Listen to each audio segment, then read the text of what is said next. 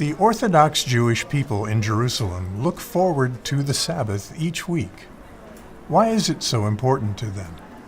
Moshe Kempinski is a Jewish Orthodox Torah teacher and author who operates a biblical art and learning center in the Old City of Jerusalem. He offered to answer our questions about the Sabbath. We sat down with him in the plaza just outside his shop. First, we asked him to explain why he thought God made the keeping of the Sabbath part of the Ten Commandments. Because the reality is, if you let God be creator again, if you make it sanctified and holy, you understand all the other 6 days of the week. You can get so caught up with your creative ability, your ability to make things happen, that sometimes you forget God is behind it all. By having a day where we stop, take a breath, breathe again, experience God completely and fully, then suddenly the rest of the 6 days make sense and have purpose.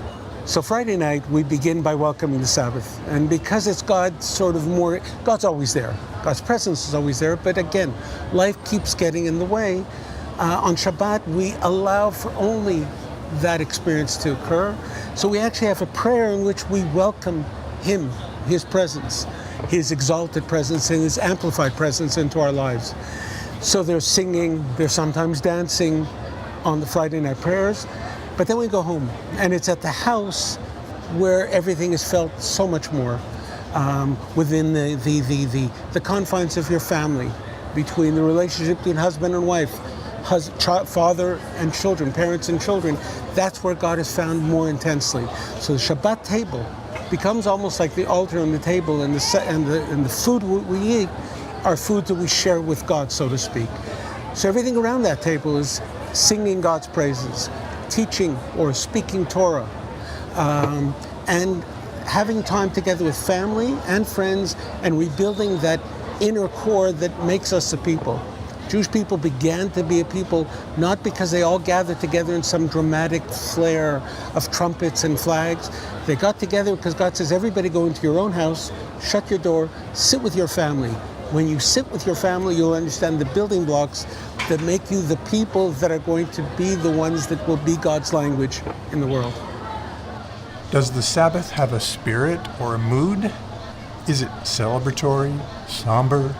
No, Shabbat is more than anything else, it's peaceful. Shabbat Shalom is what we say to each other, Sabbath peace. Shabbat is about eliminating all the noise there is in the world and finding that peace that comes from within and from without. And so more than joyful, the festivals are called festivals of joy.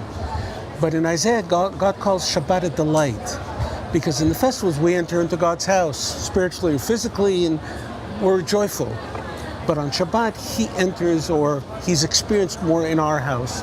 And in our house is where we find that sense of delight and peace. Is preparation important to the experience of the Sabbath? It's very much so. Preparation for Shabbat is sometimes as critical as Shabbat itself. In fact, if you go into a grocery store in my neighborhood, Orthodox Jewish neighborhood, one of the vegetable people run the stall.